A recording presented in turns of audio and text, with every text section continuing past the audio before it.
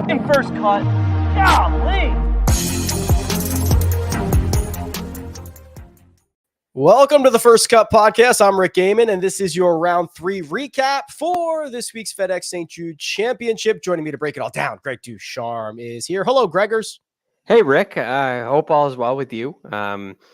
Pretty cool day here. Round 3 of the playoffs underway. Pretty cool to see some good stuff, some good stories on top of the leaderboard, and really all throughout the leaderboard. Yeah, it's pretty tight. All right, it feels like there's a lot of guys in the mix. We'll get to how it's breaking down, but we enter a final round, and I think there are still a decent number of guys who could win this thing. I think that's a really good call. I mean, you see what kind of scores were out there today, right? And while not everybody near the top necessarily shot them, you wonder if somebody near the top can tomorrow. So you have 14 under leading the way, and you have 11 guys within 5 shots of the lead. I would say at the very least, all of those guys have a chance to win tomorrow. Yeah. So we got a little bit of the blueprint early from Justin Rose, who ends up going out in 29, which generally puts us on 59 watch. And he continued that by making birdies at 11 and 12. So he was 8 under through 12 holes. Remember, this is a par 70. So he's just got to get 11 under par. He would tack on one more, shoot a 9 under 61, tying the course record, moving up 39 spots on the leaderboard and completely flipping the outlook of his week with one great round. It's very interesting.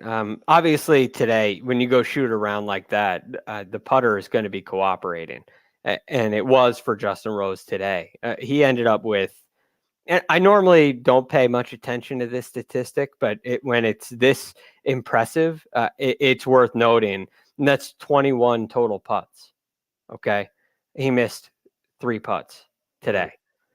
21 total. So really, really impressive stuff. Obviously leads the field in strokes gained putting for the week. I thought he hit the ball a little bit better today as well. And it seemed like not only earlier this week, but for a while, Justin Rose has kind of been fighting his swing and fighting his game. And today, while a lot of it comes from the magic on the greens, I think there was definitely some signs that Justin Rose is starting to hit it a little better. 61 from Justin Rose was the best round of the day by 4 shots. One of the 5 unders. The next best score was shot by the beautiful boy, Viktor Hovland. And this is got to be just incredibly frustrating, Greg, because for the second day in a row, Viktor has gone scorched earth around TPC Southwind. This time here on Saturday, he birdies 10, 11, 13, 14, eagle at 16. And what does he do on 18, Greg? What does he do?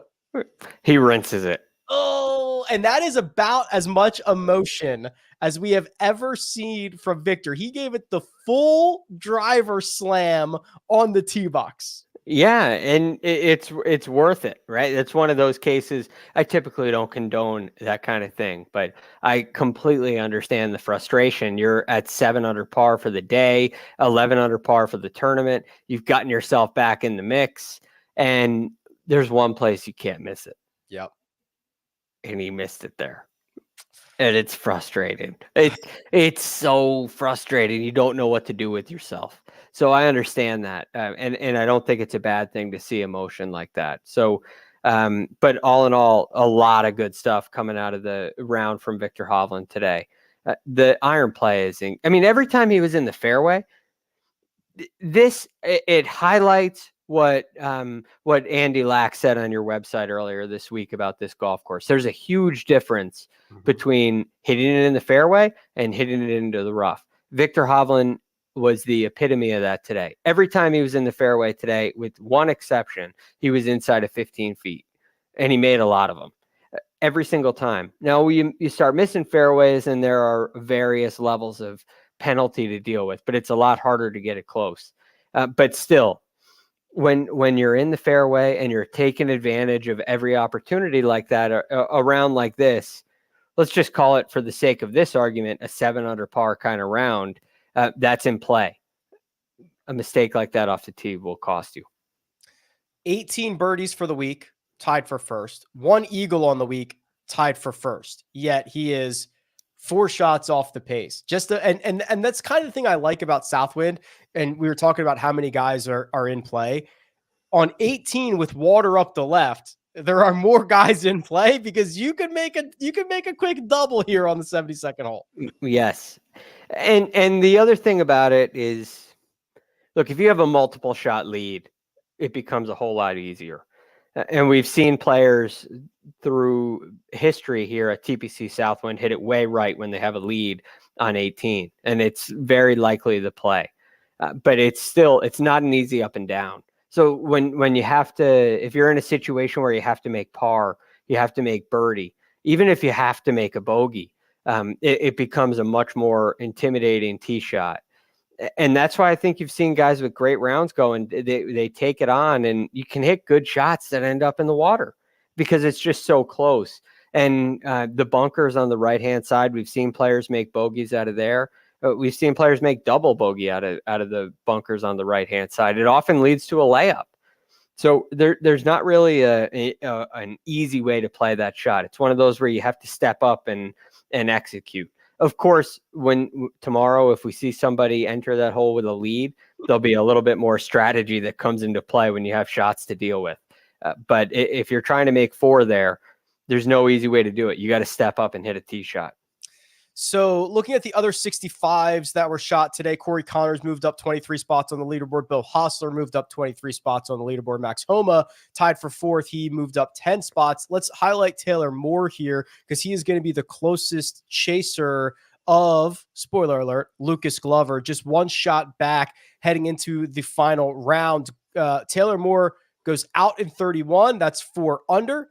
3 birdies and 2 bogeys on his second 9, including 1 on 18. If you look at Taylor Moore's season, Greg, it's pretty interesting. He missed a lot of cuts to start the year, found a win at Valspar in the middle of it, hasn't played particularly great since then, has missed more cuts than he has made. So if you're going to pick your spots, Taylor, this is a pretty good one to pick. Yeah, and he's shown the ability when he gets himself near the lead, when he gets himself in contention, he can perform. He's a gamer. The outlook, I guess, or the way that I would brand Taylor Moore as a player at this point in his career is definitely a popper. Is there maybe a little bit of Sepp Straka in it? Is Taylor Moore the Sepp Straka of last year? There are some comparables because when he's playing well, he looks as complete as anybody on the PGA Tour. And this week as a whole, I mean, that's really what stands out to me is every area of his game has been really quite good, but nothing that's kind of stealing the show where you'd worry about it. It all seems very sustainable. You know, he's gaining a little bit on the greens with putting, nothing crazy. Around the greens, he lost some strokes in round 2, but I mean, he only missed 2 greens, so he didn't have a ton of opportunities. Approaching the greens, he's gaining a shot and a half to 2 shots each round, basically, and he's been pretty good off the tee. More accurate as the tournament has gone on. So, you know, every area of his game is clicking, and I do think that that has some positive implications for tomorrow. I also think it shows what kind of player Taylor Moore can be. I spent a lot of time next to him on the range at the PGA Championship, and I'm very impressed with him. He's quite fit. I thought that he took his work seriously. I like the things that I heard. I'm very bullish on him moving forward, but he's just got to get. It's weird. He has to get like a little more consistent, Greg, before he can get a little more volatile, right? Like that's like yes. Like, okay, yeah, I know you already won this year and I'm okay with guys being less consistent, but I got to get a little higher floor and then tap into that ceiling. Yeah. Well, all of a sudden, I mean, obviously you don't want to change the ceiling, but what can happen for poppers from time to time is you start playing on an exemption like this. You start getting a little more aggressive. You want to win a little bit more, or maybe you go the other way and you say, hey, I got 2 years. I'm going to make some changes, make some improvements. And you see a lot of inconsistencies. I'm not saying Taylor Moore has done either of those things, but you can see changes in players' performance after a win.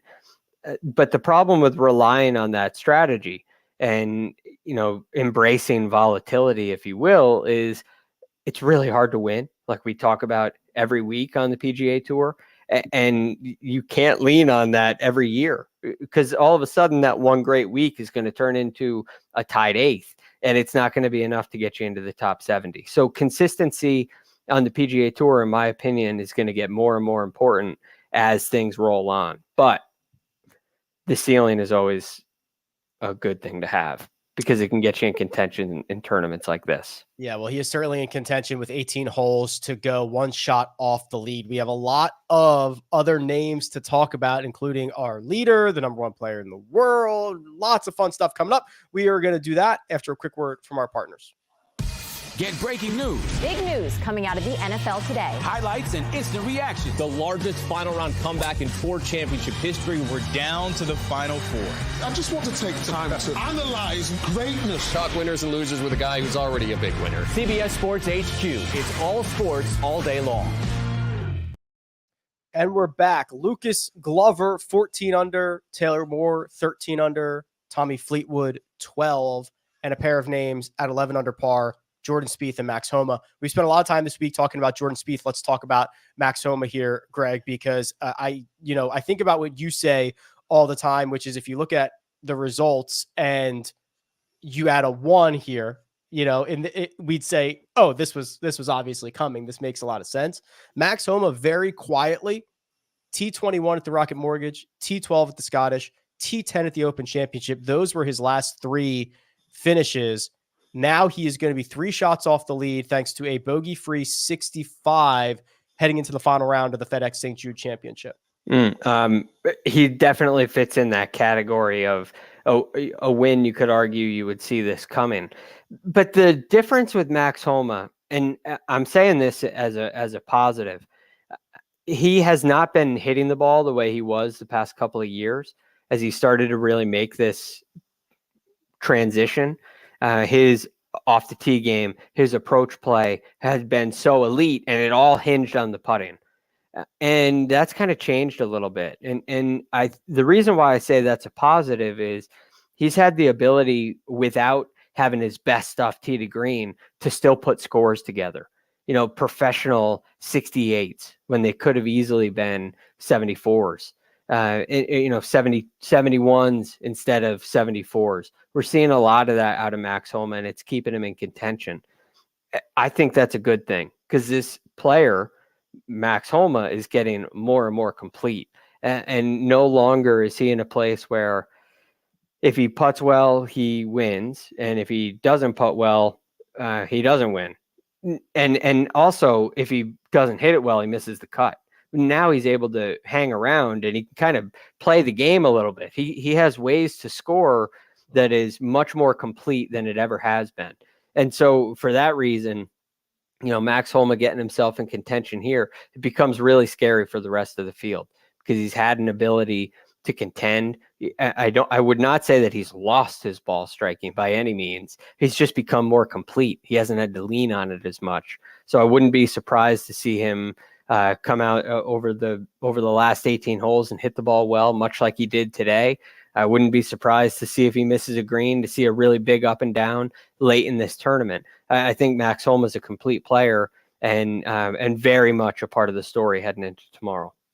The main story heading into tomorrow is Lucas Glover, who has, how do I want to put this? He put $100 down on 35 on roulette. He hit that, and now he has just taken that money and he's put it right back on the same number, because he is about to parlay 2 back-to-back weeks into some life-changing stuff here. He entered last week the Wyndham Championship, 112th in the FedEx Cup standings, wins that golf tournament. He is currently front-running this one, which would place him 3rd in the standings and set him up for... what could you imagine? What if he just goes on and wins the Tour Championship? Look, this is the wild thing about Lucas Glover. Typically, guys who win the Wyndham to get into the playoffs are not this upper echelon player. And Lucas Glover isn't an upper echelon player, at least as far as, name value is considered. But when you look at this game, what do we value at the top of the world golf rankings? We value tee to green play. We value ball striking. And while Lucas may not have the distance that some of those guys do, he beats them in accuracy, and his iron play is just as good. You saw Max Homa say it, right? I mean, if you've ever stood next to Lucas Glover on the range, you know he's different.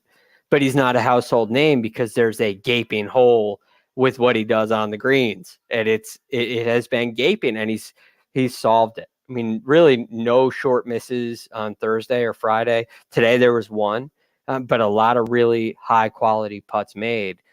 And I think Lucas Glover has kind of cracked a code and belongs in a different category, quite frankly. It's shocking to me when you say he goes from 129 the week before the playoffs to winning the FedEx Cup. But Lucas Glover, from a tee to green perspective, is not 129 in the rankings. And because he's answered a question with putting, but it's a simple, it's these short ones, Rick, right? It's like how this perplexes me with Scottie Scheffler. How is it that one of the best athletes in the game of golf, an elite athlete in the world of sports, can struggle with 3-foot putts? It doesn't make sense. He solves that problem, and now it's like the rest of this game can blossom. And that's really special to see. And it is one of the more dramatic ways to change a player. It has an effect that goes way beyond what happens just on the greens, just in putting statistics. It affects his game entirely through the bag. This includes obviously the last couple of months where Lucas Glover's been much better with the putter, but for this season, his putting from 3 feet, he makes 97% of it. Or I should actually give you the real number, 96.6. That's great for me, Greg. That sounds like a lot.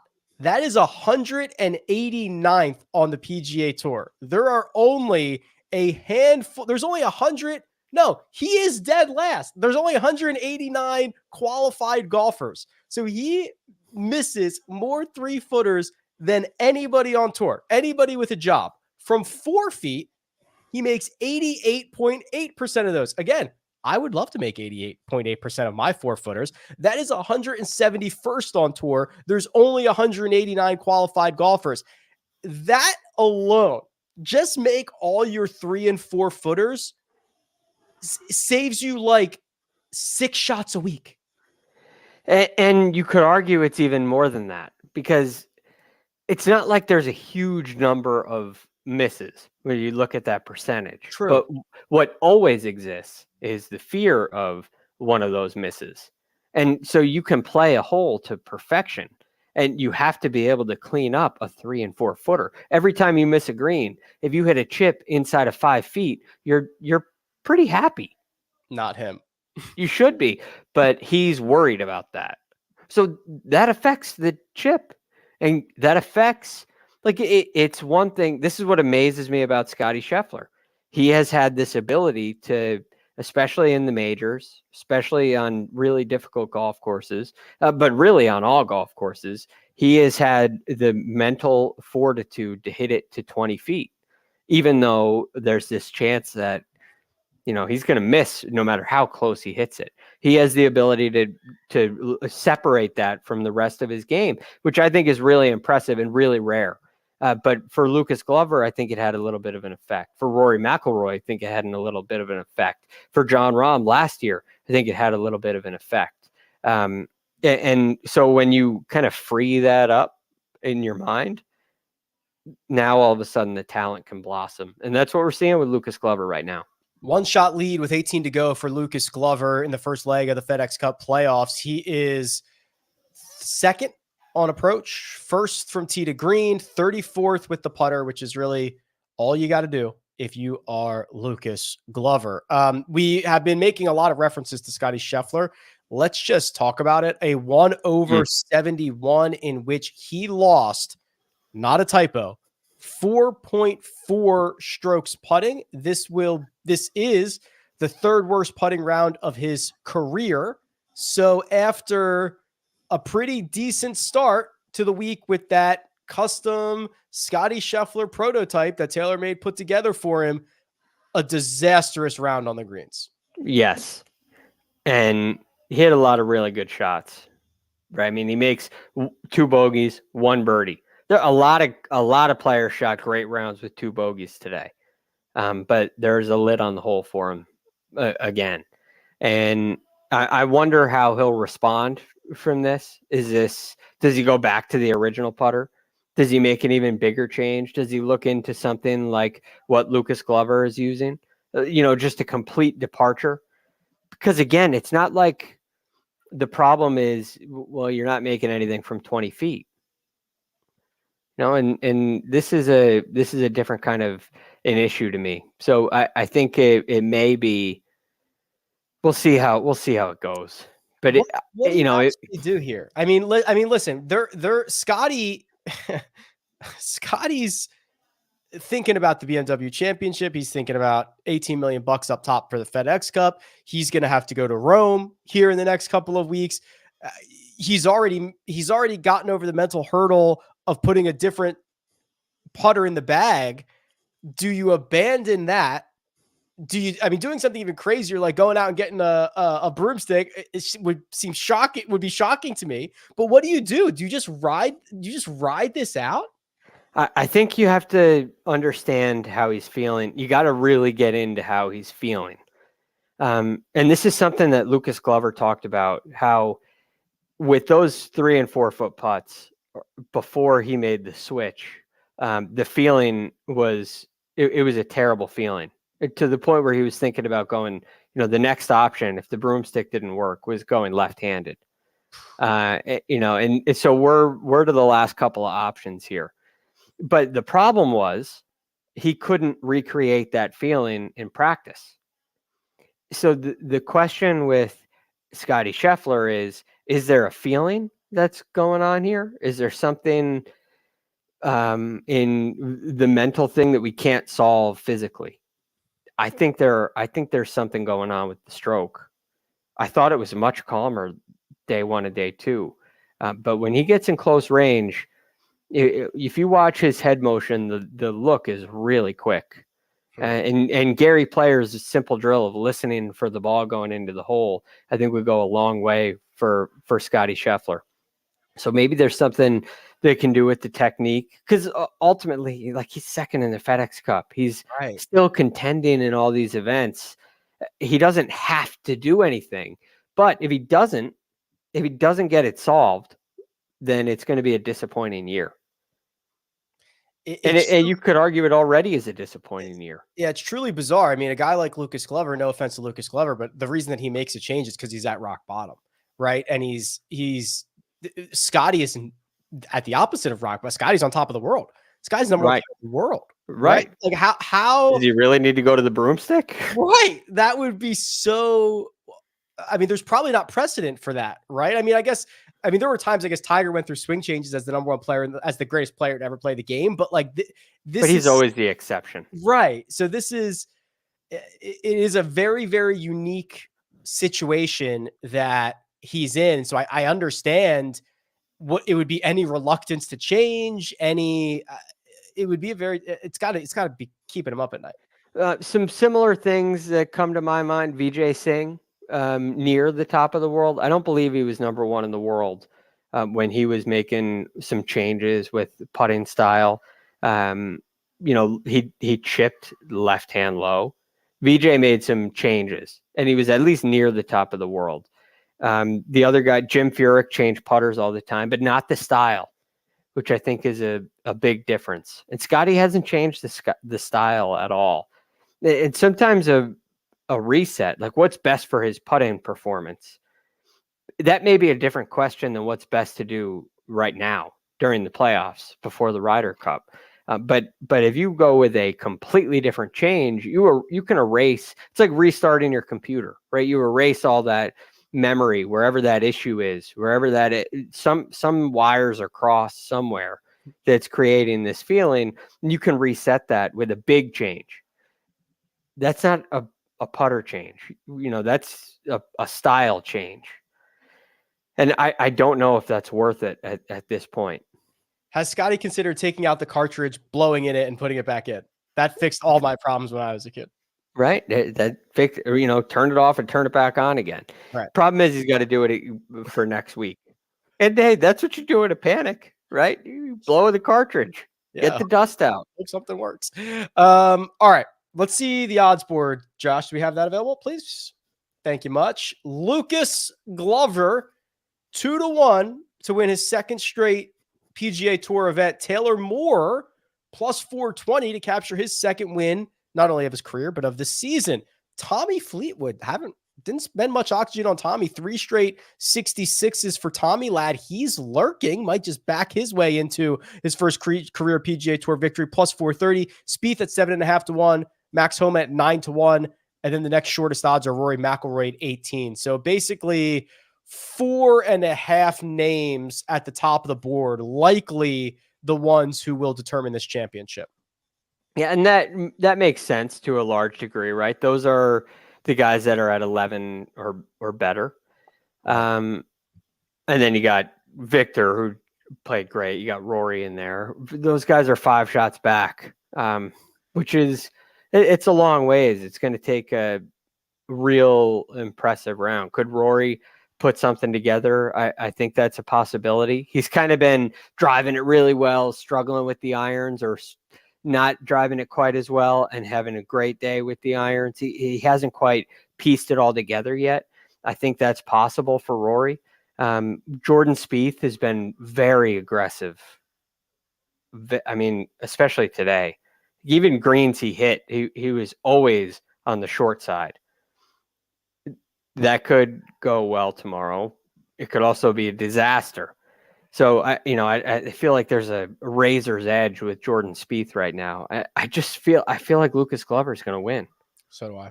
I would even like Tommy a little bit, but he's having an unreal putting week. He's gained like 6 strokes there. I worry leading the field. Yeah, I feel like that's coming back to earth a little bit. I think Glover wins it. That's like genuinely how I feel about it. The guy doesn't seem to get all that flustered. His resting heart rate is like 40. I think he's going to get. And like, what do you have to do here on this golf course? You got to drive it really well, but not necessarily long. What does Lucas do? Drives it really well. Drives it really accurately. Hits really accurate approach shots. This doesn't feel like a sleeper, right? This feels like a guy on a golf course that's great for him. It fits his game perfectly. And while the putter has gotten so much attention, he's not leaning on it. He doesn't have to. It just has to be average. Okay. Yeah. Right. It just has to be okay. Yeah. I think like, and at every angle, at every level, unless you're looking at he can't win back to back. And is that really a good reason? Look, he's going to win this tournament. There's been so much conversation about putters this week, guys who have changed, Sam Burns already ditched his. Sam Burns pulled out the jailbird for Thursday and Friday, already went back to his gamer today on Saturday. Did you see that Rory McIlroy's Phantom was an inch longer than it should have been? And he realized it, I guess, last night or this morning. And the equipment trucks have already left. So what do you do, Greg, when the equipment trucks have left and you need your putter chopped down a half an inch or an inch? Ask someone in the pro shop for help. Right. That's what I would do. Find a local PGA Tour superstore. I'm sure they would take care of you. I'm sure they would. Or you go to Old Faithful. Well, right. Rory did the second option. Harry took it to Edwin Watts and had them cut it down, which is like, I don't know how many locations there are of Edwin Watts, but it's like, California is like Roger Dunn and just like a shot. I mean, does he walk in and say, hey, like, by the way, this is Rory McIlroy's putter, so really don't screw this one up? Or does he just try to fly in under the radar and say, hey, you got to tell him. It's too risky. It's too risky to not tell them. Yeah, and you need the discount. Yeah. Instead of the $6 or the grip, putting the grip back on is the real thing, right? You got to okay, I need this grip to be dead square. Like Right. you're now on a tour van. Okay, step up. Step up. That's a lot of pressure on the guy. But yeah, maybe you don't tell him because then the pressure's too high. I think you tell them.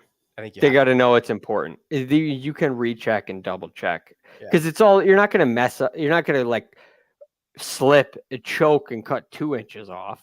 Right. Right. You have this backup of like, okay, Harry, you say it's good. Like, don't walk out until Harry says it's good. Right. We can double check this. Like I'll give you 20 grips. Right. Whatever you need. Right. So I think you have to tell them, and it's very, the weights change too. That's what they said. Yeah, that's a Right. great call because they finally got a hold of the Scottie Cameron guy, and he said, "Oh, okay, well, that's going to change your weight." And I guess they did a little lead tape, I think, on the bottom to get it right. But you're right. It's not just cutting it off. Yeah, if you buy Scottie Cameron's off the rack, if you take the same exact putter and look at a 35, 34, 33-inch putter, they all have different weights in there. Correct. Stock, and they get heavier as they get shorter. Mm-hmm. So you cut a little bit off, you got to add some weight to the bottom. So as you would expect, they know that. What a world. But I'm kind of surprised he didn't just go back to, Old Faithful. I thought that was coming today. I kind of did too. Okay, so Scottie cannot use his putter tomorrow, right? If you have to go back to, he's got to go back to his other one. Not that it's I'd give it another day. Why? Well, I mean, I know that this is like extreme. Like what? But was it like, I don't know. Was it like, I would say this without knowing Scottie, without having a chance to talk to him and see how he really felt about it. Mm-hmm. I can't say you got to ditch the putter after one bad day because we saw some really good stuff with it. That's true. Question is what changed? So you got to figure that out before you make a rash decision. And I wouldn't jump on it just based on today, unless he has some bad feelings, right? But you got to talk to Scottie about it. Maybe he'll just, we'll see. Maybe he'll just putt with like his 3-wood or something. Could you imagine? Okay. On hole number 1, he's just like 3-wood. Put an extra wedge in play. There you go. It could have hurt. It could help. All right. I love it. This time tomorrow, we will have a winner in Memphis. We will have our top 50 set for not only the BMW Championship, but our signature events. Big sad Sunday in stock. If you can get inside the top 50, your season is set. So keep an eye out on that number. We'll be back to chat it all up. Producer Josh does all the hard work behind the scenes. Greg DuCharme available on Twitter at TheRealGFD. You can find me at Rick Run Good. This has been The First Cut. We'll catch you next time.